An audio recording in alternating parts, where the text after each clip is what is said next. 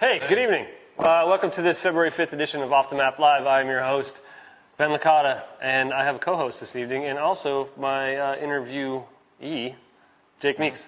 Hey, what's up? Welcome to the show. Tag teaming, thanks. Yeah, so if you guys aren't familiar, Jake is also a podcast host, Fireside Tattoo Network. Fireside Tattoo Network, we're mortal enemies.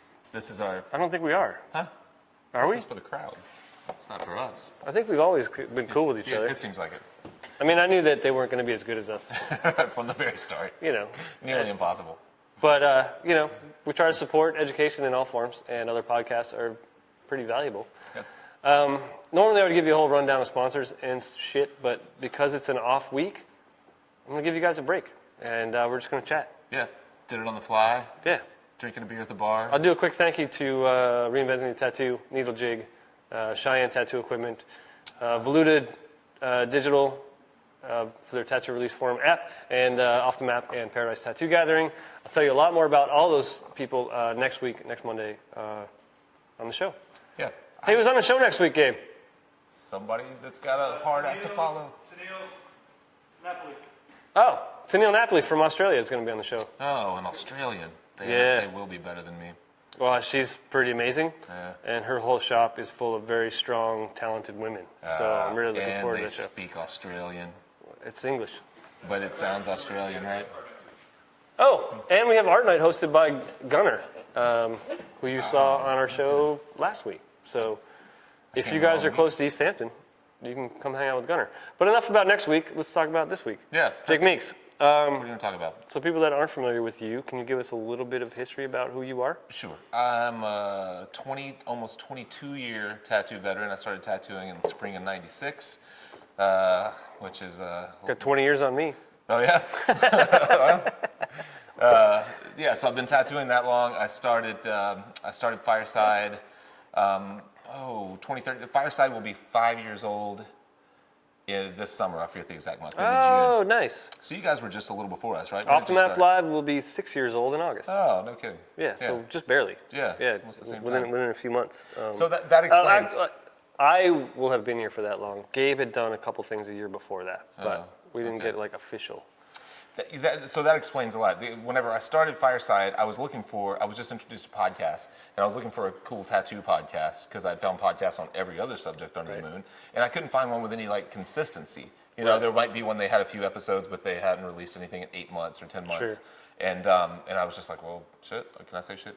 No. You can say whatever the fuck you want to. Good. And I was just like, shit. Let's just Do start. you swear on your podcast? Yeah. You know, I've tried to cut You guys it back. seem fairly professional. Yeah, well, I've tried to like- cut it back a little bit because I feel like the tattoo culture is kind of a, swearing kind of sailor culture anyway. Yeah, so we're I'm like, trying yeah, to, fuck it, I'm going to swear because I can. Yeah, exactly. Right. So I try to make it more art focused, and I don't want it to be just like it's not really a tattoo culture show, ours. It's more it's more of like it's like a drawing podcast disguised as a tattoo podcast. Right.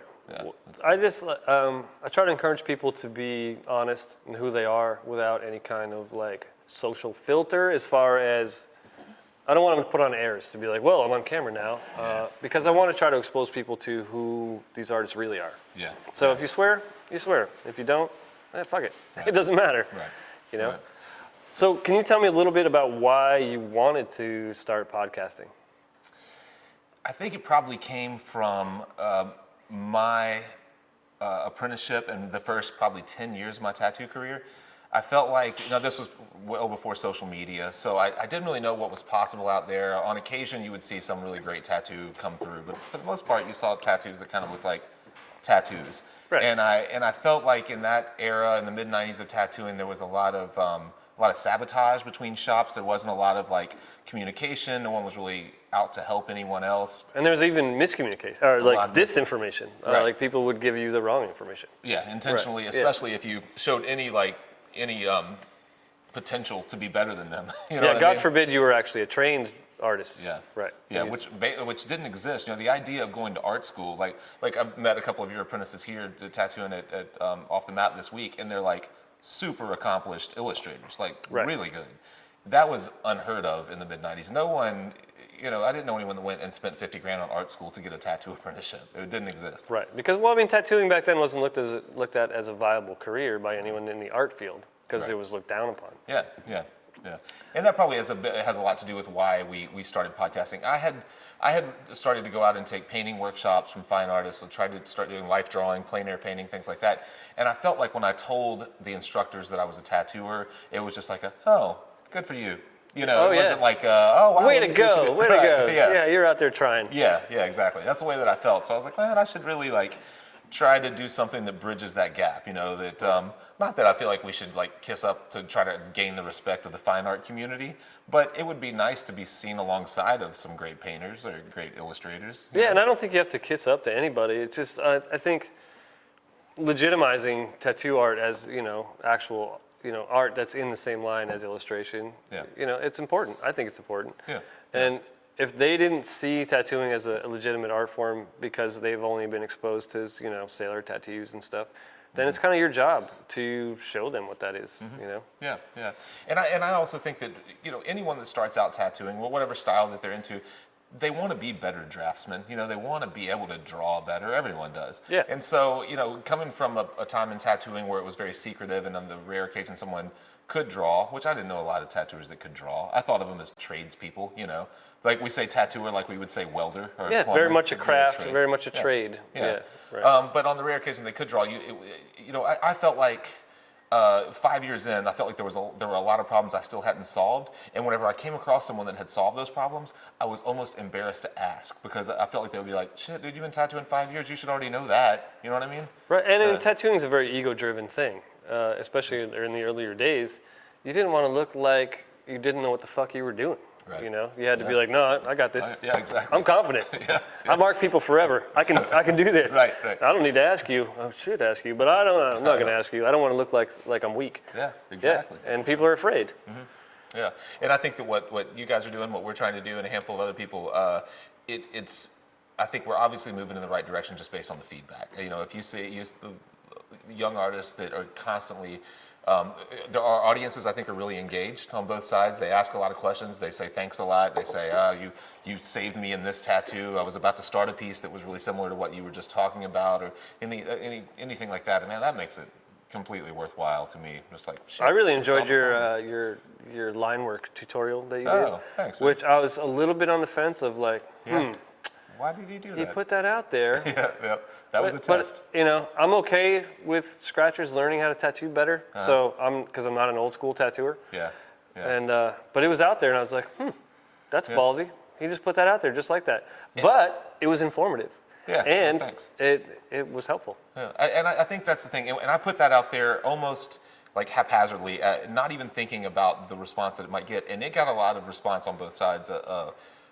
But the thing that I think is you solve a really specific problem for someone, and I think it just helps them to realize that's really that's the tip of the iceberg for me. All right, he just helped me a little bit with lines. I still don't really know what line I want to build up and why I would build it up. Sure. So maybe I should pay more attention to that. And I think that you have to solve those real specific small problems for people in order to even get them to pay attention to the things that they need to learn.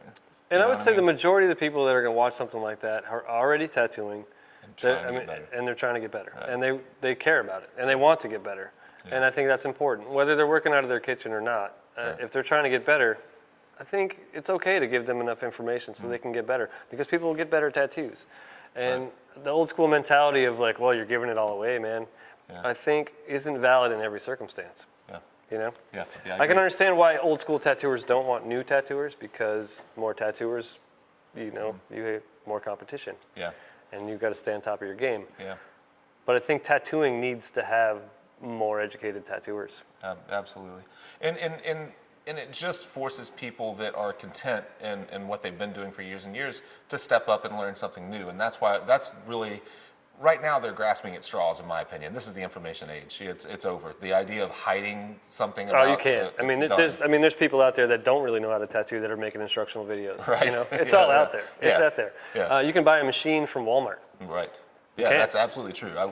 I saw. I searched clip cords the other day because I needed a new clip cord, and Walmart was the first result, and I was like, "Are you shitting me?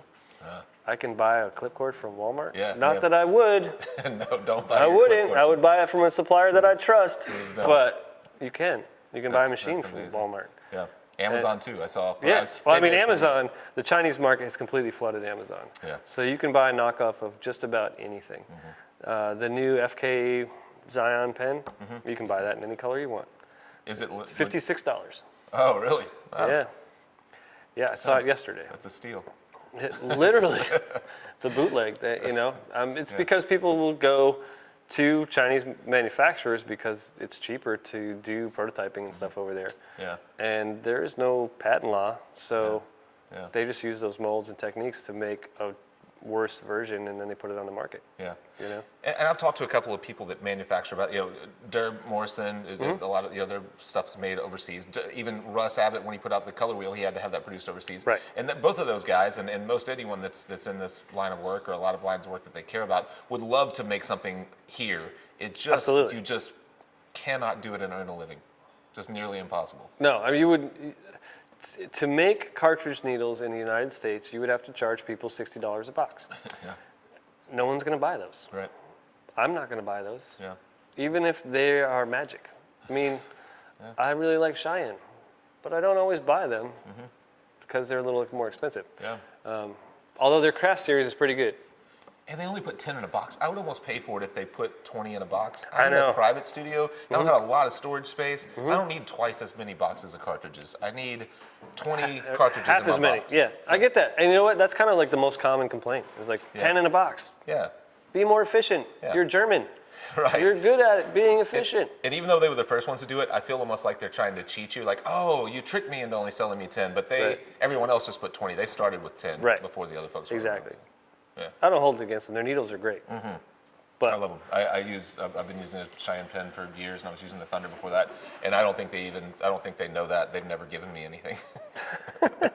I'm not asking for anything. I'm just saying I use it just because I like it. Yeah.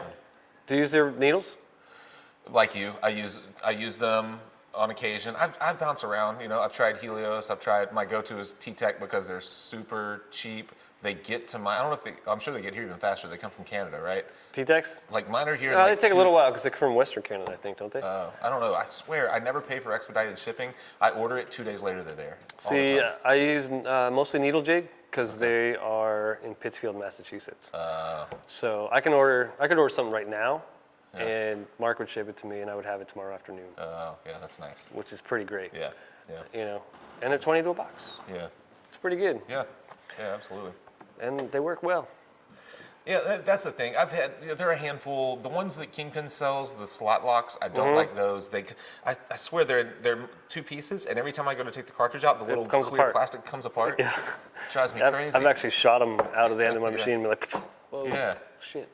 And they're chattery. They make a lot of noise too. Yeah. So I'm not crazy about those. Although they're Kingpin standard, like traditional liner needles are pretty awesome. Oh, are they? Mm-hmm. Yeah. Not that I use a lot of on the bar needles anymore or at all, but when I need a big fat line, Yeah. I use those. What machines are you using mostly? Right now I'm using a Dan Cuban Sidewinder, Oh, yeah. which is, a swing liner. So I'm using cartridges. And before that it was Neotat. I also have a Cheyenne pen. Yeah. Yeah, I've never bought a Cuban machine. It seems like, I don't know if the popularity is dying at all, but it seemed like every time he would post that he had something, I'd be like, oh, I think I'm going to grab one. And it would be gone. The last few weeks I've seen that he's like, hey, I still have these three available. Well, it's like 5 o'clock in the afternoon instead of 10 in the morning. Yeah, right. I think that's the difference. Right. But then you go back on Monday or Tuesday and they're all gone. I think most people that wanted them have got them. Yeah. I think so. And it seemed like he started to, what you have to do, supply and demand, he started to raise his price point over time, and then eventually someone goes like, oh, $800, $770 or $675 I would do, $750, $800 is getting a little, yeah. And that's what you have to do if you have a popular product. You have to test it to the point where you're like, well, what is the market for this? Pull back a little bit. Yeah. So, It's one of the best machines I've ever used. I love it. That's what I hear. I was watching. Did you guys ever had Clinton Lee on the show?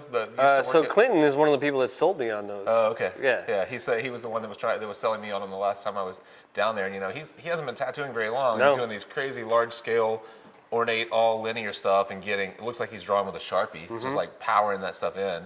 Yeah. And so just watching him work and knowing that he hasn't been working that long, I was like, well, shit, that thing works really well. So I did this thing called Decorative out in Grants Pass. Yeah. How was that? It was amazing.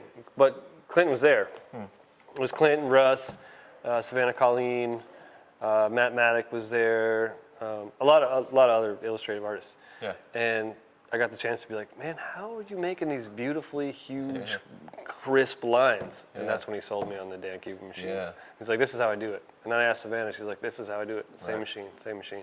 So I tried it. But it doesn't run with cartridges, right? The one I have is he made for cartridges. Okay. Yeah. The one they're The using. one they're is using not. is not. Yeah. And one's the side winder and the other is So the one that they're using is the Sidewinder, which is for standard needles. The one I'm using is a swing liner, which is whatever. Gotcha. And you can still use it for standard needles if you want to. I see. It's pretty hard hitting. Got a good long stroke. Yeah. Works really well. Yeah. And you can make really tiny lines with it too. Yeah. Yeah. The only thing you can't do that I've tried so far is black and gray. Oh, really? It's just too serious. It's like, that's black. There's no gray. There's no soft. There's no black soft or thing nothing. anywhere. Yeah. I was going to make a point before we got on to that about the about just the tattoo community and learning online. I asked Guy Aitchison when he was on the show recently about his digital reinventing the tattoo, and I was like, do you screen people to make sure that you're selling only to the people that Right. subscribe as professional tattooers? And he does try to do that, but he thought, kind of like what we were saying, he was like, if someone that's working out of their kitchen is trying to get better and trying to find the information and they're willing to work hard enough to find me and get access to it, Yeah. then I'm perfectly happy with them having it. And I So, think that's really what I can speak from a little experience with that. Before I was tattooing and I was working for Tattoo Now, I used to vet all those people. Oh, really? Yeah, so I would see a subscription, people come in and ask for a subscription or they wanted to buy a product from a guy that was professionals only. I would go find out which shop they worked at. And if they didn't have a website, I would call the shop. And, Wow. Yeah, so there is a vetting process. Yeah. Some people can sneak through because they have they have an Instagram profile that makes it look like they're a shop owner Yeah. or a shop working at a shop. But yeah, I used to call shops and be like, hey, does Jimmy fucking 2 Points work there? And Right. they're like, who? Or like, yeah, he's our front desk guy. And I'd be like, oh, no, sorry. And people would get pissed. I would have people from other countries trying to get in and be like, what shop you work at? I work at a private studio. Okay, what's it called? It doesn't have a name. It's like, Yeah. all right, you work out of your house. We can't give you this to you. Yeah. Yeah. So, and we do that on an artist basis. We did it Right. because artists that were providing the product requested it. Yeah. You know. Yeah.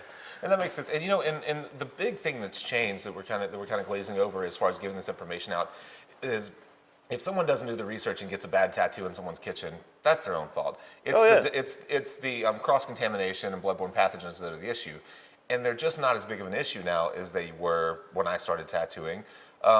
Because honestly, there are walk-in stores I know of in Atlanta, Georgia, because they called to sponsor our show, that don't verify that you're a licensed artist at all. You can literally walk in and buy cartridges, machines, whatever you want, and walk right back out like a Walmart. And now I'm not saying that's a good thing, but what I am saying is that But it's putting sterile products in the putting hands of scratchers. Exactly. Right. Yeah. So it's far less dangerous than it was 20 years ago, even 10 years ago. Yeah. I mean, I've talked to pretty well-known artists who, when they started, had a little tackle box, and they had needles for their clients. Like, these are Jimmy's needles. Right. These are Joanne's needles. Yeah. And every time they came back, they would just pull them back out and use them again. Yeah. And actually, an interview that I did at Hell City on stage, someone was telling me this story, and I was like, "Holy fuck, That's crazy. that's nuts!" You just kept them in a loose tackle box. It's like, yeah, they were their needles. They were clean. Right. They were right Cleaned it next to up. these needles, Right. and Yeah, they had trying been to used, carry 3 it months carefully. ago. But What were they doing? Were they like boiling them in between, or just like rinsing them off and throwing them in the box? what did he say? What was he doing with them? I don't remember. He wasn't autoclaving them, obviously. Maybe bleach, maybe a lighter. No, alcohol. I think alcohol. Yeah. Yeah. I heard a story years ago, and I don't know if this is true from like an old tattooer, probably in the 60s or so now, that said that they kept a shop bucket of whatever the equivalent of Listerine was, like an antiseptic mouthwash and you had to have that, you had to empty that bucket every day, but basically everyone threw their shit in the bucket, and then you would rinse it off and then reuse it. I mean, the old sailor shops that's what they used to wipe people down with. Yeah. Bucket and sponge. And the next guy would sit down, same bucket, wring it out, and wipe it off. Yeah. Huh? But, I mean, there were also less things. There was no HIV back then. Yeah. But there was still other horrible shit. Yeah, Hepatitis still existed. Yeah, there's a lot of terrible stuff. I'm sure that they talk about how our the mortality rate of humans has just like exponentially increased as technology has increased, and it's like not even going back hundreds of years, but going back 100 years to now, how it's and a lot of that has to do I think with like infant mortality. A lot of babies died, so that really skews the curve a lot. But that kind of stuff also skewed the curve a lot too. Yeah. So let's talk a little bit more about the Fireside Tattoo Network. Right. It has had a couple different names. We we finally like settled on this one. We like to trick people. Well, we started as Fireside Tat. It was just a podcast originally, and we didn't have like technique videos or digital products or any of that kind of stuff. I didn't even think of that kind of thing. I just thought we would sit down and talk, and it was just me and a guy that I used to work with. Just kind of, it was originally meant to be like you walked into the back room of someone's shop and they were just talking. It was very casual. I remember in the very beginning watching it. It was really casual. It was super casual. We would just tackle a subject and be like, hey, let's talk about cover-ups. We'll do one episode from the client's perspective, like what you should expect to give up in a cover-up, and then from the artist's perspective, how to approach a cover-up or how we approach it. We never tried to give how-tos like this is the way to do it. It was just a discussion. And it's like personal perspectives, personal stories about their experiences in the tattoo world. Yeah, exactly. And we called it Fireside Tats because we thought everyone knew what a fireside chat was, and we thought it was a funny play on words. Even though I hate the word tats, like I don't think anyone should say tat under any circumstance. Do you agree with that? It's the worst term in the history of tattooing.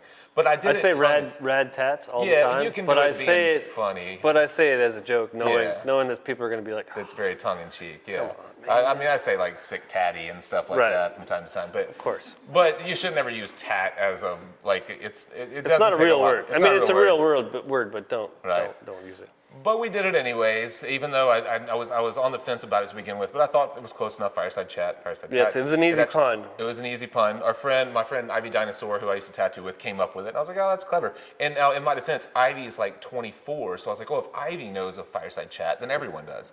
That's not the case. People don't know what a fireside chat is. No, they do not. Yeah. So we started, I got tired of saying it. Actually, Russ Abbott, the first time he came on the show, he was like, I almost didn't do your show because it's called Fireside Tat. He was like, I don't want to buy anything from Tat Soul either. Just because it says Tat. Because it says Tat, yeah. I was like, all right, man, I'm with you. I agree. So I would have been less likely to watch it because it was like Fireside Chats, which is a political thing. Yeah. It was an old radio show. I was like, no, man, no. What kind of propaganda are you going to try to feed me? Right. Yeah. It's a shot in the dark. But so we kind of transformed to the Fireside. We called it the Tattoo Improvement Network for a while, but everything under it was Fireside. Fireside Tats Podcast, Fireside Technique. And Technique is just basically, a lot of times I'm working with a tattoo machine, but typically it's just solving drawing problems. So we deal with composition, we deal with contrast and things like that. And a lot of times people bash us for teaching tattooing online, but really you could take the tattoo machine out of my hands and put a piece of charcoal in my hands, and I'm saying the exact same thing. Right. It's just, that's what I was saying. It's kind of a trick. We use tattooing, but it could translate to anything. And then eventually someone smarter than me was like, there's a disconnect between tattoo improvement and Fireside. Just call it the Fireside Tattoo Network. Yeah, I think it's good. I mean, Tattoo Improvement, the Tattoo Improvement Network kind of sounds like Outsiders named it. Yeah, it does. You know what I mean? Yeah. Like, and Guy already had tattoo education, and tattoo improvement was kind of close to me. Sure. And I'm not trying to step on Guy's toes, so. You can't. No, I can't. You can't. He's been doing it for a really long time. Right. So, funniest interview? What was the funniest interview you've ever done? Funniest. We've had some good funny interviews. I would like to. We should do a whole other show where we ask each other these questions. You could tell me, like, what was the most nightmares? Like, what, I'll tell you who. You don't have to give me names either. Like, you can just say there was this person. Because I don't want to bash anybody. Because I appreciate everyone that comes on my show. I'm sure you appreciate everyone that's willing to give you an interview. I absolutely do. And we also both have to consider that we sit in front of these cameras every single week and we look at these lights every single week. This is really easy. Yeah. But it's not for people that do it just once and they're just like, oh. I'll never forget the first time I talked Nick Baxter into coming on the show. I'd known him for a long time. He had tattooed my hand and it had faded and he was going through it again. I was like, hey, I started a podcast. Will you be on it? He was like, yeah, sure. And so we tattoo all day and my guys are setting this up. And when we come down, he has an upstairs, downstairs, or he had an upstairs, downstairs kind of setup. And he came down the other night and he saw the camera and his face like, he was like, aren't podcasts just audio? I was like, oh, not mine. No, this one's video. Yeah. He was like, yeah, I don't want to do it. I'm like, oh, come on, man, we're set up. We have to do it. So I try to keep that in mind. I've had some similar experiences with Nick, although not necessarily in person, via Skype. He was just like, man, I got to tell you, I'm not very comfortable. Yeah, I'm like, doing this. like, oh, you can do this. Yeah. We need to move. Do we need to replace batteries? And open it back. There we go. Hey, Yeah. we're up. We're up. Technical difficulties. So I'm glad that happens to everyone. Yeah, it's an off week. The camera was never plugged in. It's okay because the guys behind the camera weren't actually expecting us to show up after being at the bar and being like, hey, we're gonna do a show. All right. Yeah. So we have this up. Man, I can't tell you how many times we have not hit record, and we've gone through like. So we used to have 20 minutes we used to have of this show. little sign that said "Hit record, motherfucker." We were gonna make shirts that said "Hit record." Oh, Gabe was telling me that. Yeah. I gotta get one of those shirts. Because we forgot all the time. Yeah. And we record for hours. Yeah. With realize- like really awesome interviews. And then try to recreate that. You're like, Yeah. oh, I'm sorry we weren't recording. Can we do that again? And Well, I then you wouldn't never get. see. I was live, so Oh yeah. it was so gone. ours is all pre-recorded. It was Yeah. just gone. It was Yeah. gone. I never saw it again. It was like, hey, did we get that recorded? Nope. Nope. That entire interview with Mike Cole, who never will go on camera, is gone forever. Oh, did that really happen? That really happened. Oh shit. That's why I've never seen it. And it was a great interview. And he didn't want to do it, and he did, and it's gone. We've had, anyone who's watched this show has, over the years, has seen us train wreck every way possible. Yeah. We've talked for half an hour with no audio. The camera is frozen. We've lost guests multiple times. The show has just crashed for no reason. Yeah. In the middle of the show, we forgot to direct the show to an external hard drive, put it local so it would crash. We've So had is the it- power go out. We burned a modem up in the middle of a show once. Oh wow. Mm-hmm. Huh. So is it that important to do live, or why don't you just get rid of all that stress and just pre-record everything? That's okay. So this is a debate that the boss and I have had for years. Yeah. Why don't we just pre-record it and edit it and put it out there? Right. And he would always say that we don't have time to edit it. And I was like, we do. And then I started editing full time, and I was like, no, we don't. No, we don't. We Yeah. don't. Because Yeah. when you pre-record, you record more than you need. And then you actually have to sit down and focus. And you start crafting it in a way that's super polished, which is great, but it takes a lot of time. Yeah. And for a podcast like mine, where we have sponsors, but not necessarily monetary sponsors, there's just no budget. Yeah. And we do it for the love of it. So we just say, fuck it, and we do it live. Yeah. And what happens, happens. Yeah. And if I say something or if I have too many beers and I say something offensive about somebody, I'm like, just cut that, but put the Yeah. rest up. Yeah. And if people caught it live, they caught it live, and it's fine. Right. So people have witnessed us crash a lot because we do it live. Yeah. Yeah. Man, that's high stakes. But I'm Really okay is. with it. I'm really comfortable with it, and that kind of high pressure over the years has made everything else in my life a lot easier. Yeah. There's no Well, there's no pressure. And it's not just off the map live because people can just watch this for free, but you also live stream your events. And Oh, people yeah. actually pay for that, don't they? Yeah, we live stream Yeah. seminars. Yeah. So you can't afford to screw that up. Yeah. So here's a little story about me. We flew to Venice with all of this gear after we Yeah. had just bought it. I was there. I loved every minute of it. So this was the Worldwide Tattoo Conference, not the okay. Tattoo Gathering, You did not the Venice Gathering. Oh, All right. okay. We I did didn't 2 know you years. did 2 there. 2 years. In a row? Or when was that one? It was 2 years before the Venetian Tattoo Gathering. We went there for the Worldwide Tattoo Conference, Venice. Before you did the worldwide in Portland. After? After that? I think it was after. Oh, okay. I don't remember. All right. There's a lot of them. Yeah. But we had just bought all this gear. We bought a new computer, and we put it all in boxes and we shipped it. Customs said, "What is this? You can't have it." So they held it all. So I had Nico Hurtado, Jeff Gogwe, Russ Abbott, Shige, all doing seminars. Carlos Torres, that I needed to live stream to people that paid $900 to see this. And all I had was the backup gear that I brought in my backpack because I thought something might go wrong. And we did it, and no one knew the Really? difference. I had my laptop, I had that old JVC camera over there. We ran to the Italian Best Buy a couple times, Yeah. and we did it. Wow. Meanwhile, this $5,000 worth of shit was sitting in customs. And what was the reasoning for keeping it? What do they think you were doing? They thought we were trying to import brand new stuff to sell in Italy. Oh. Instead of just bringing our own gear there. And they also don't want you making money by Yeah. doing videography. Right. So they held it, and then they shipped it back. So it costs us, a couple grand just to send it there and back. Well, you guys typically ship stuff, don't? I mean, it's too much for you to actually carry or check. Yeah, if we're not driving, we'll ship the big stuff because it's, although there's been a couple times when I've loaded up the gear and it's like $150. Check it, Yeah, yeah, But this stuff, most of it will fit in that box. yeah, Or we'll buy stuff when we get places. yeah, yeah. If we're going to Grants Pass, we'll buy stuff and leave it there or whatever. We've gotten pretty efficient with how everything packs up, except for tripods. They're They really suck. a hassle. Yeah, Yeah, I end up carrying them on planes with me and putting them up in the thing. yeah, yeah. We're trying. I've also left stuff. Like when I went to Venice, the Venetian Tattoo Gathering, I bought tripods, I bought SDI cables, I bought HDMI cables, and when I left, I gave them all to the AV guys. I was like, really? take these, because it wasn't worth me shipping them home. Yeah, yeah. You saved my ass podcasting in Venice. I forgot all the adapters. I had no way to podcast. It's just like, all right, cool. I appreciate that. Hey man, anytime. Yeah, I try to be prepared. yeah. You were. So what's the future of your podcast? Where do you want to go with it? Yeah, I don't know. That's a good question. I don't know. I think at this point, for the longest time, if anyone showed any interest in what we were doing, I was just excited about it. People were like, hey, will you come podcast at our convention? I was like, well, hell yeah, I'd love to. And they'd give us a booth and we'd podcast.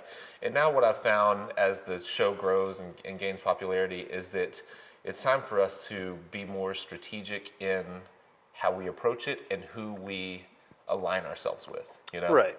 And so that's kind of what our focus is right now. We're building. At some point, we have to monetize it. I've got, and we do. We sell courses. We have not done a lot of sponsorships. We've done affiliate deals from time to time, but not a lot of like paid sponsorships.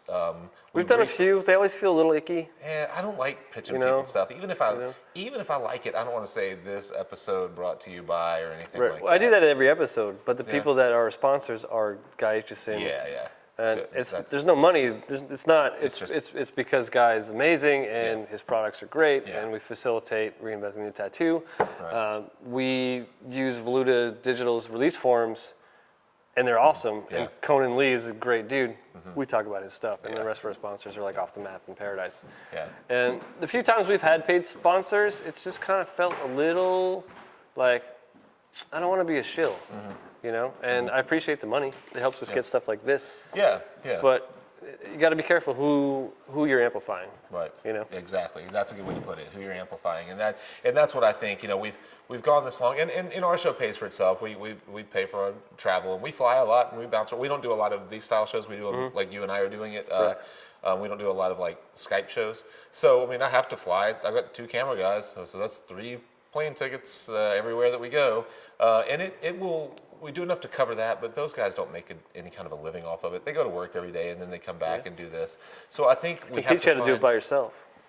Yeah, I could. done it. I think that can do it. they're my team, though. You know what I mean? Oh yeah, no, I get it. I don't want to. No discredit to you guys. Right. You guys are awesome. Yeah. I'm not trying to get you out of free travel. Yeah, I think we But could. you can do it alone. Yeah. I'm sure. But then that's the trick, though. Is like I want to remain true to what we're doing. Right. The goal is to help tattooers learn to be better problem solvers, to help tattoo collectors make better educated decisions, even if they're looking at portfolios or whatever else it is.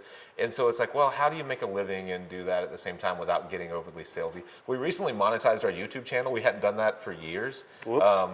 Yeah.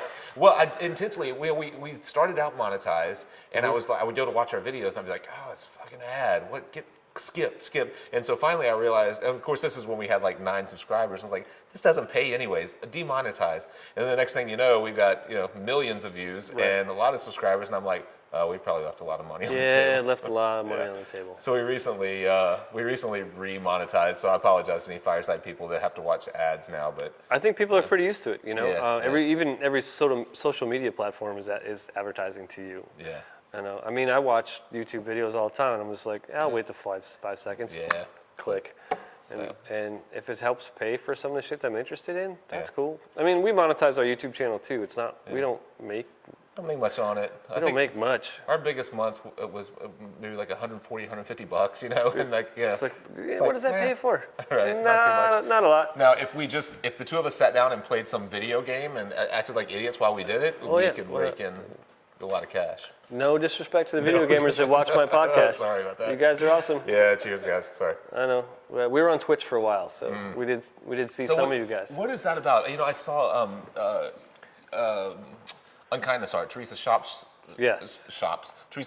shop was doing some live streaming on Twitch instead of like right. Facebook Live. It's a gaming thing, right? It's a gaming network. Yeah, Twitch was originally for those people that you're talking about, video gamers, to watch other video gamers.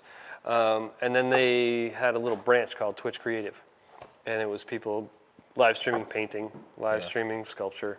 Yeah. So the folks that were doing the streaming at Unkindness were already in that kind of video gamey world. Yeah. So they put their stream up there. Okay. That's all. Yeah. I just didn't know if it was like a new app. And this was and this was before Facebook would allow you to stream to their platform. Before Facebook allowed it, we were doing Ustream, so we would send stuff out to our website. And then for a while, we were sending them out to our website and to Facebook. And then we watched our website traffic go down and Facebook traffic go up exponentially. Yeah. So we would get 500,000 views on the Facebook show and 380 on our own website, where it was a complete reversal. So that's why we use Facebook now. Yeah. Unfortunately. Yeah. Because I would much rather have it in our own environment. But it's just people don't tend to want to leave the platform that they're on. No, and Facebook's on everyone's fucking phone. And they're like, oh, I can watch Off the Map Live for 5 minutes while I'm waiting in line. Yeah. I will. Yeah. So they do. So we use it. Yeah. Yeah, that's the trick. And Gabe and I were actually talking about that some today about how quickly technology changes. And Gabe made a name for himself building websites, and now people are starting to question again, like, what do I need a website for?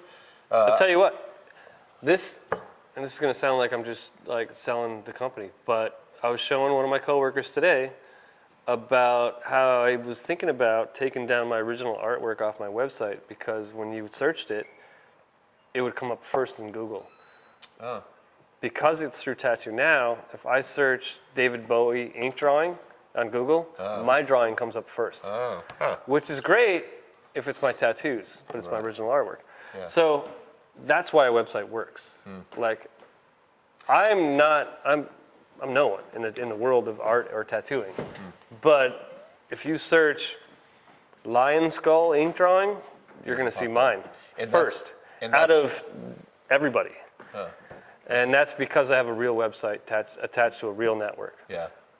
That's why. And that has, and you guys also, so that means that you guys have done a good job of also building I'm drawing a blank on the terminology, but building the back end so that Google Analytics reads it, or is it just having the website? No, so all right, so because Tattoo Now is the way it is, Google really loves it. Okay. Because it generates a separate page for every artwork that you upload. And if you name your artwork the right thing, that page has the same name as your artwork. And Google loves that. Search engines love to be able to watch that indexing. And they love to be able to see repetition because the algorithm considers it more relevant. Yeah. So if you're using a Wix or a Squarespace, they're not generated the same way. So they won't, it just generates a number. Like you upload like my new t-shirt design, it just gives it this big long number .jpg. So Google doesn't recognize that as a relevant term. Tattoo Now, you upload it and you name it, lion skull ink drawing, and it generates a page called lion skull, tattoonow.com/images/lion skull JPEG. So it just makes it easier for Google to catalog. Google grabs that. They like that content. And if you make a news item a couple of days later about what you've been working on, it gives even more relevance to it. So Google's like, I love that. Yeah, with how often you're actually updating it. No, I mean, you don't have to do that. It just helps even that more. But having an actual website that is indexed, that has the same name as the image that you put up and is the same as the description that you put up for that image, puts you to the top. Yeah. So, if you go to my website and you search any image, if you just grab the title of what that image is and you put it into Google, it'll be within the top 5 every time. Oh, okay. And I've been tattooing for 16 months. There's a lot to be said for that. Yeah. So, so websites are still relevant for that. Yeah. If you want to be in the top 5 of Google. Yeah. If you don't, don't bother. But and so that's the other question. How and I guess you just ask yourself, like, do I search Google or do I search Facebook for that? You know? Typically, you still search Google, Right. But if you're on Facebook, you kind of want to stay there. exactly, people love to stay in that environment. So that's why we stream to Facebook. Right. That's why streaming to our website doesn't work as well anymore. Yeah. But eventually, that's going to go away too. There's been, there's been MySpace and Friendster and all that shit. And it eventually goes away. Yeah. So you just got to keep changing. Yeah. One thing that Facebook seems to have seems to have done a really great job of, is collecting, first off, convincing people that it's cool to share everything about themselves. Whatever, right. And then cataloging that and collecting it in a really efficient way where it's really usable for them and for people that want to advertise to Sure. them. So that's a huge kind of moat that they've developed around themselves and their competition. I mean, that's really their only cash. That's the only thing they have. Yeah, that's it. information. Yeah, but Yeah. a lot of it. And every stupid app you sign up for is like, you can do this game if you give me all of your friends and all of your friends' information too. So do you ever sign up that way through Facebook if they ask to like log in with Facebook or log in? I will, Yeah. but I will uncheck the boxes. Okay. So it says log in with Facebook, and then if you scroll up a little, just below that bottom line of your laptop is 2 check boxes. just And get one rid of says those. share those information, share this information, okay. uncheck those. Okay, Yeah. gotcha. I always dodge it because I see when I'm on my Facebook feed, I'll see that like friends have liked this. I'm like, I don't want my friends to know everything that I've liked. You know, like Right. if I like some fashion designer, I ain't trying to throw that out there. Like whoever makes your hats. Whoever makes my hats, wallscaps.com. Walls They- Caps? Yeah, they don't sponsor me though. That's what. So so this is kind of funny. Ink Addict brand has the big ink logo. They sent me some stuff a month or two ago, like some T-shirts and hats and stuff like that. And like, we just wear them on the show. And I'm like, 0% of our followers come to me for fashion advice. If they did, Walls Caps would be like a multi-million-dollar company, but nobody else wears these. So one of our guests recently was like, I think just you and toddlers are the only ones that can pull that off. No, I think welders wear those hats too. Oh, really? Yeah, like- it's really a cycling cap. It's kind of like a, you know what I mean? Yeah. But it's not, I mean, it's like not a traditional. It's very much you though.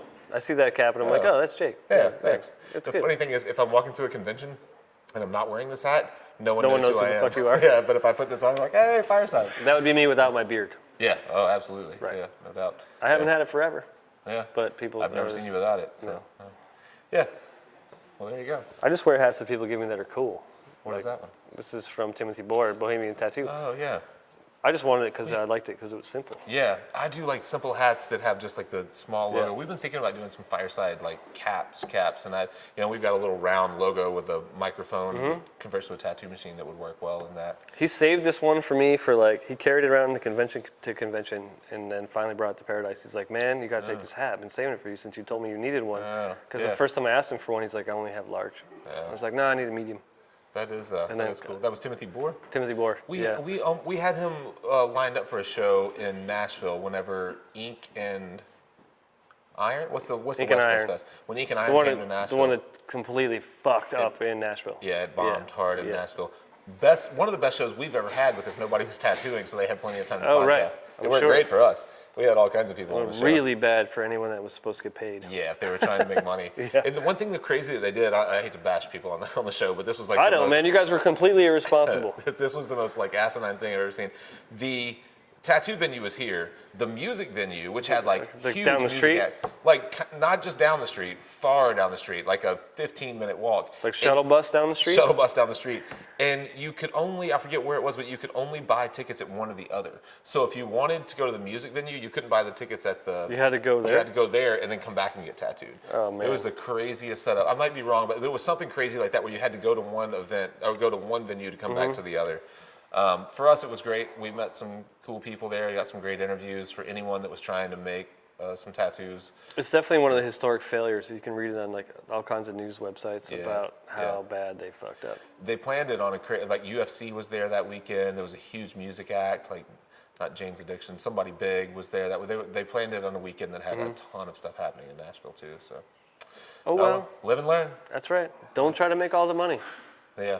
Fuck it, it's not about Have that. you ever been to their event it's on a ship, right? And then on a boat? Yeah, it's not. It's Ink and Iron doesn't exist anymore. Oh, okay. That entity has since dissolved. Did that single event sink it, or was it just a series of? I don't know. I think so. Maybe it was on the Queen Mary, right? Yeah, right. And then now there's Golden State that happens out there. Yeah. Without all the bands and all that stuff. Right. But there was also it was called something else, something very similar to one of our events, but I don't remember. But Ink and Iron isn't a thing anymore, and they kind of scaled it back. New owners, there's way too much money, and they went bankrupt. Yeah. It's got to happen to somebody. So if people want to find out about your stuff, where do they find out about it? They can go to firesidetattoo.com. Tattoo Improvement still links there. We're slowly. So tattoo improvement. Don't say that. Okay. Firesidetattoo.com. Yeah. Thanks, man. Firesidetattoo.com. Yeah. And we have a new website that is not at all tattoo-y. We brought a girl on for our social media manager, a lady on for our social media manager who is awesome. And she helped us with the design of our website. So it's really like sleek and clean and very few options. You don't get to pick a lot of stuff that you do. You just do the 4 things that there are to do there.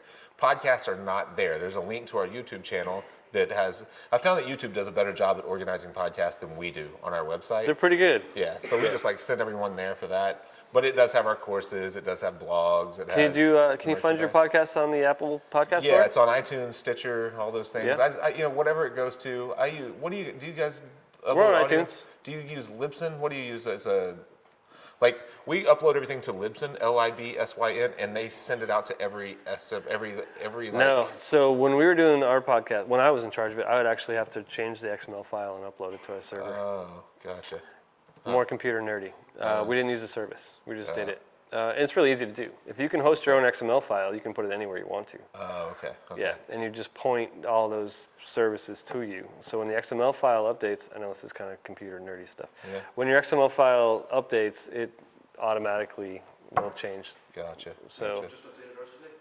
Oh, did you? And we just updated ours today, so you can see Check it stuff. out. I don't know what it is, but check it out. Yeah. And comment on that shit, because if you don't, no one's ever going to see it, because that's how the iTunes podcast store works. Yeah, yeah. People who did well at iTunes seem like whenever they first started out, if they kind of hit the ground running, they recorded 6 to 10 episodes, released them all at once, and put a big push behind them, and they had everyone kind of rate them 5 stars. Yeah. And then you might get pulled into that iTunes what's cool and new Yeah. category. I mean, if you type in tattoo podcast, we come up, yeah, which is great. yeah. But there are only like 4 of us. Yeah, so we there's probably not all many of come them. up. Right, exactly. And you're like, is this one good? Oh, that one's terrible. Good.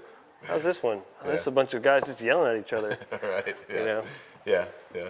And that's cool. I'm glad that more people. Seems like more people are jumping on board, and I like. So within the last year, there's been a serious competition coming with podcasts. There's been a lot more tattoo podcasts. Yeah. And I hope they all go watch our old podcasts and see the pitfalls that can be there and try to avoid them, because Absolutely, man. We all started. You've ragged me a little bit about our audio quality early on. yeah, it was awful. I mean, but bad. I come from a point of caring, because our early shows were really bad too. Yeah. You know, Yeah. like- And that's the way that it goes. You kind of get through that stuff, and that's why if you wait on your best version of something before you release it, then you probably waited too late. Put something out that's just- decent, and then just constantly put it work to out, get and then better. tell people like, hey, we got this. We're doing better. Yeah. Check this out. We're doing this better. Yeah. I mean, anyone who's watched this show for any amount of time knows that we have fucked it up a lot. Yeah, yeah. So have we. And it comes down to, and that's the big key. I'm sure other people have great points of view. Other tattooers have been doing it a long time, or maybe haven't been doing it a long time. It might be worth it to have an apprentice podcast where they're just trying to figure out what's happening. Not where they're teaching tattooing, but where they're It might be funny, it might be funny. but So I don't. so there's a podcasts come from a point of view of some sort of expertise, some sort of knowledge. So as an apprentice podcast, I don't know. here's what Maybe here's as why I bring it guests. up. Maybe as guests. You need a host. Unless you have a really charismatic apprentice host. I don't know. Do you have many? I don't know. Maybe I don't know. The reason I say that is that do you know the painter? He died recently, but Nelson Shanks. He painted a lot of presidents and stuff. He founded Studio in Caminati, which is not too far from here. It's in Philadelphia, I think. But he was really big on the student that started on Monday being a teacher of the student that started on Friday. And his idea is that like they're the closest to that problem. They're the one that solved it the most recently. And so sometimes they verbalize it better than you do, having been solving that problem for 20 years. Yeah. And so that's why I bring that up. I think you could. That does make sense. Yeah, yeah. And so, so it might be interesting to get input from people that are at different points, in their Sure. career. A lot of times, when people email me with specific problems that they're having, I don't relate that well to them. I haven't had not to sound cocky or anything, but I haven't had a technical struggle in tattooing in a very long time. I work on drawing all the time. As soon as you say that, everyone's going to go look at your tattoos and be Yeah, like, that's right. oh yeah? Your shit's all Oh yeah? fucked up. You know what your problem is? Yeah, that is true. I shouldn't Your whip say that. shading is garbage. Right. I shouldn't say that, but for the way that I put tattoos in the right. skin, It hasn't stressed you it out. has. Yeah, I don't think about it. I don't think about technically putting tattoos in skin anymore. I think about solving drawing problems, making tattoos more dynamic. But I feel like I can saturate, the skin and it heals well consistently. And I can speak to the thing you were talking about earlier. Is I came up with 2 other apprentices in the shop, and I have never excelled faster than the time when I was sharing information amongst us 3. Like, Right. hey man, what did you run into today? Or what did you run into today? Yeah. Like, oh, that was a problem for you? Me too. How did you fix it? Right. Yeah, And, I think that stuff's really valuable. and- Now, could you make a whole apprentice podcast series out of that? I don't know if the world is ready for that. I think maybe, but I don't know. I don't know. I also am older, so I don't trust younger people. So that could be part of it. That could just be my hang-up. Maybe I'm the wrong guy to say that. Maybe guys we ever need a young podcaster to tell you what the right answer is. Maybe. Do you ever pull your apprentices in here to talk to them about problems that they're facing? Or have Yes. Anyone who's been an apprentice here has been on the show, whether they wanted to or not. Well, that's good. Yeah. That's good. One of our apprentices that no longer here, she's moved on. She was here for a while. The reason she worked here was because of the show. She was watching the show and called in and won on one of our phone contests. Oh, really? Yeah, she won tickets to one of our events and then started coming around more and then eventually became an apprentice. And then actually eventually became a resident because of the show. Yeah, that's awesome. One of our residents now credits this show for her being here. Oh, yeah. I met her this Yeah. week, Bree. Yeah. Right? Yeah.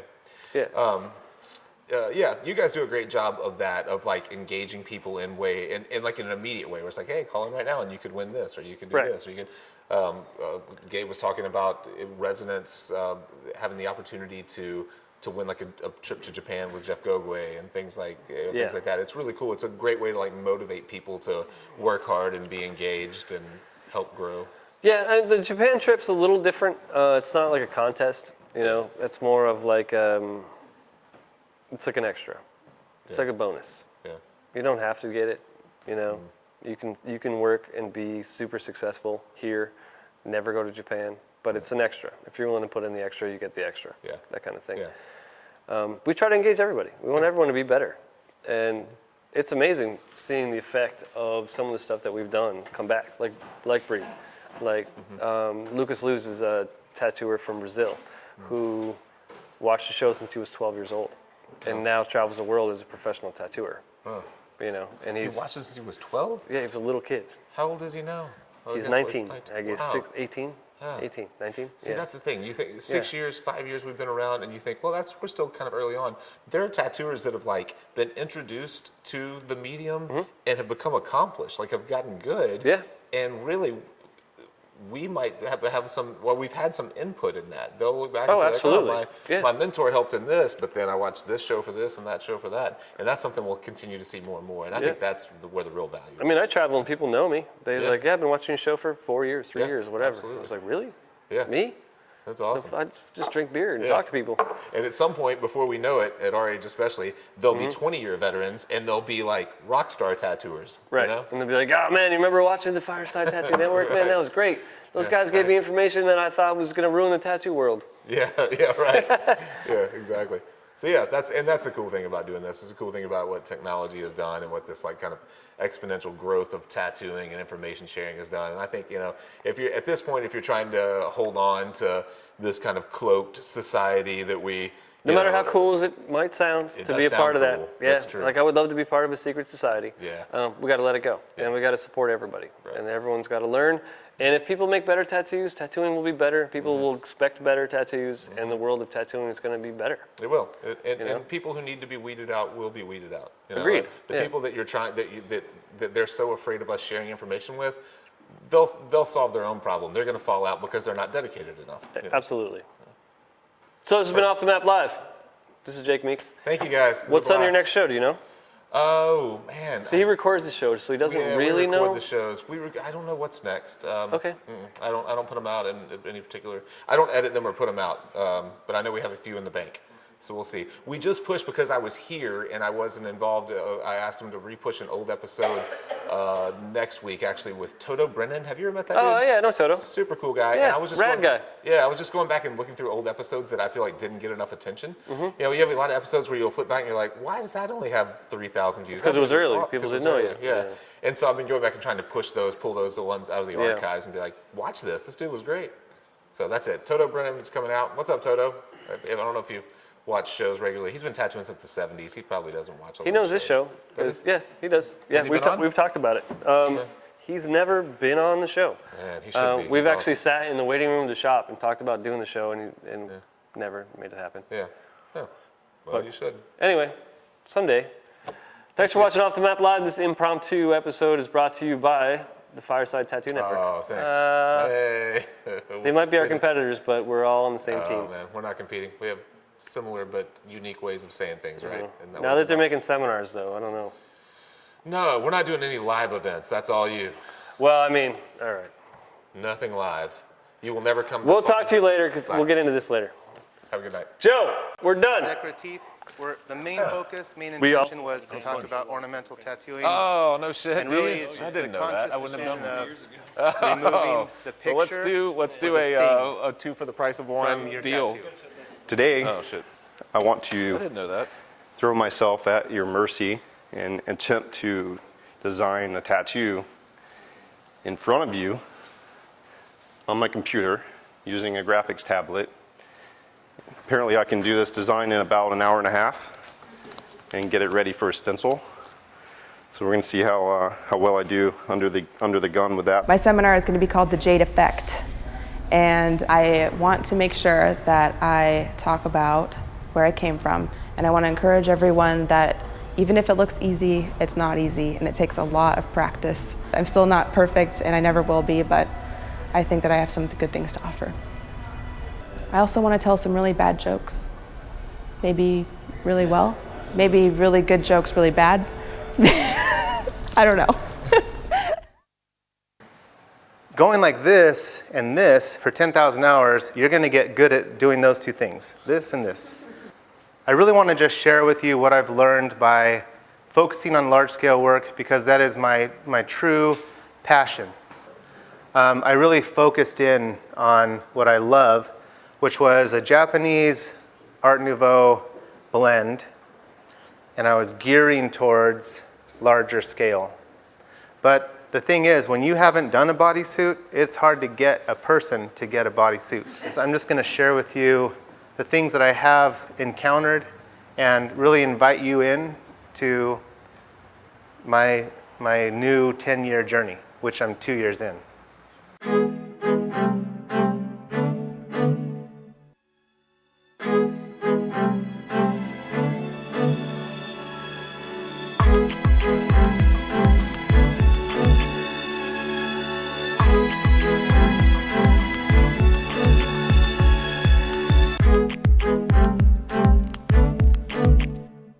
I want to do tattoos.